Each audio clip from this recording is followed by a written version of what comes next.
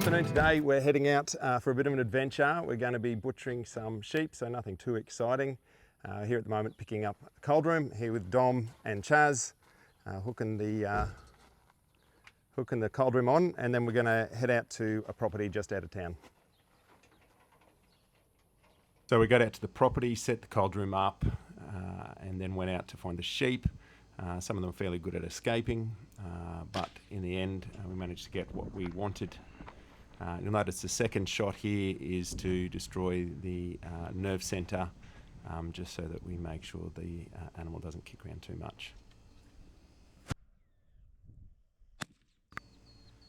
We then eviscerate it and skin it and stick it in the Coldroom to set and cool down, and then we'll come back in a few days to cut it up.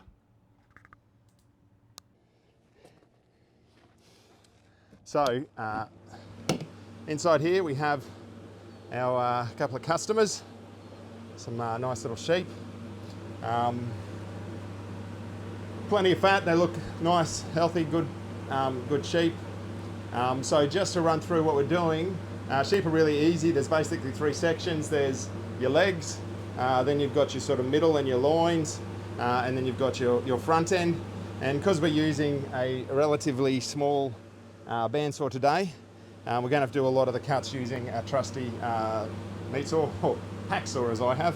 And you can see I've started on the first one here, just cut through the brisket with the saw, followed the ribs around with my knife, and then at the back there I'll be hitting that back joint with a knife to be able to separate it, and then that will come off cleanly. If we had a bigger bandsaw, you'd just run it through a bandsaw.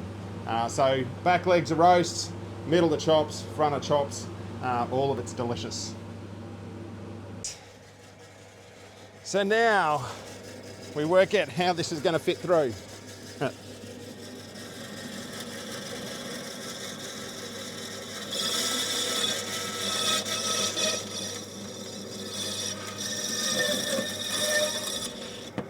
It's good.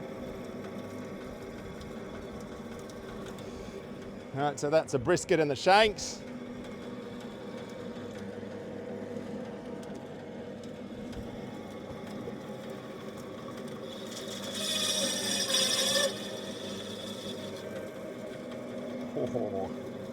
And that's the neck. And then this will all become barbie chops, lamb barbie chops.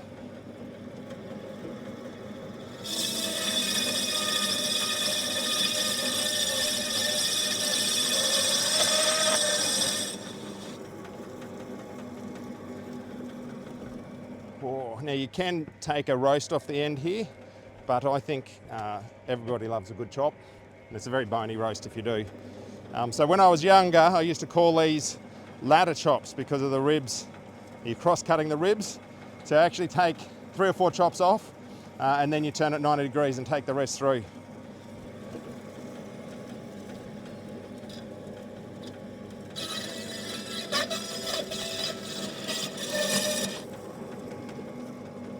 Thanks.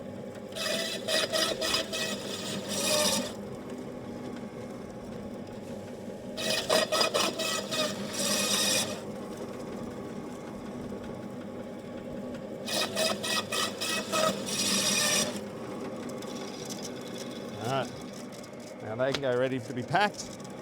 And as you can see, you turn this 90 degrees and you can start cutting the chops through like that. Alright, we might get stuck into this and start packing as well. So I don't try not to get as much junk on it as possible. So now that we've done the shoulder, and you can see all the lovely bags of chops down there, the neck chops over here, this is going to be a bit of a stewing, slow cooked pile. Anyway, our next job is pretty easy. We've got the legs, we've got to take it off. It's what's called the pin bone. So if we go over here, you can see that's the pin bone there. So we'll be coming in, and we're going to hit one of the joints in here on the backbone, and again take it off with a knife, and that'll leave us with the legs hanging, and our middles, which is going to turn into cutlets and loin chops. And as you can see, we've got our loin, our middle, and so we're splitting it here on the bandsaw, just straight down the middle.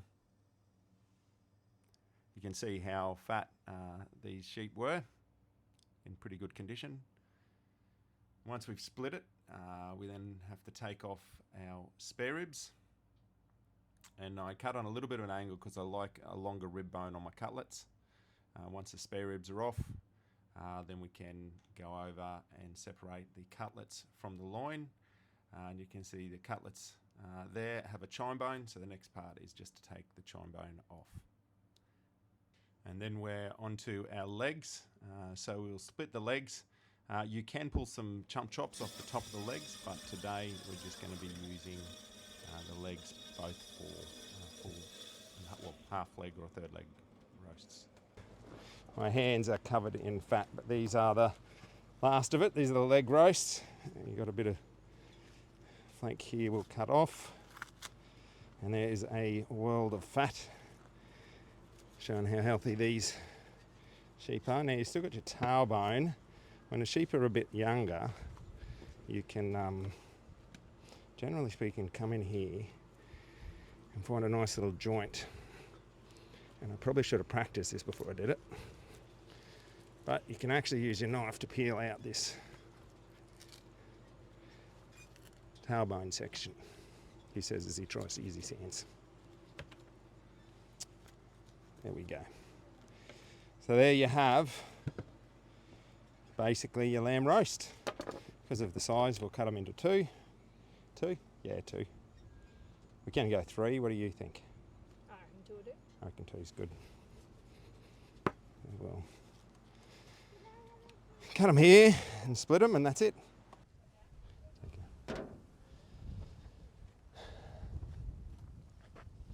Well, we've done what we came to do. We finished cutting up the sheep. We've got them in bags. They're in an esky, ready to go.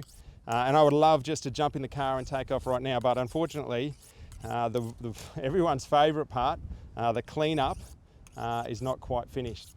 And all of us have things in our lives that we love to do, that give us energy, that's really good, and also stuff that's challenging and hard. To be honest, if we're 100% truthful, we know that it's the tough things in life that grow us. If we want to build muscles, we've got to go to the gym, we've got to work out, we've got to exercise. We don't build muscles sitting at home on the couch. So, you know, we all love comfort zones. Being in a comfort zone in our lives, being in comfort zones throughout our whole life, our jobs, our marriage, it's all, it's great. But the truth is nothing grows in a comfort zone. We need to push into the challenge to really grow. And that's something that I think's extra real when it comes to our faith. In fact, one of the things I often say is in Australia, tough roads lead to beautiful places. And it's those daily disciplines of reading the Bible and praying that's the tough road. I love reading the Bible, I love spending time with God in prayer, but there are times when it's tough. There are times when I don't necessarily hear Him speaking, times when it feels like the whole thing's a waste of time. Once I went on retreat, I climbed this mountain, I went to this little spring that was right up the back of the mountain, and I thought this is going to be an amazing time with me and God up there. I have never experienced so many mozzies in my life. It was horrific. And I got chased out of there. I tried to be tenacious. I tried to stick with it. I eventually even hopped into the spring water, lowered myself right under so it was just my lips out of the water to try and get some relief from these mozzies, and so I could spend some time with God, and even that didn't help. I got chased out of there. And as I went home, I remember thinking that's such a waste of time, but there is no such thing as wasted time with God. The tough times, the times when He's quiet, are times for us to persevere. They're building our faith in Him. So I just want to encourage you today, if you know Jesus, build that intimacy with Him, with your spiritual practices, even in the tough times. And if you don't know Jesus, one of the reasons we get through the tough times is because Jesus promised that He'll never leave us, He'll never forsake us. So no matter what we're going through, no matter what tough time or what challenging time we're going through, He's right there with us, and His grace and mercy are sufficient for us in our time of need. Thanks for watching. I better go and clean up, and we'll catch you next time.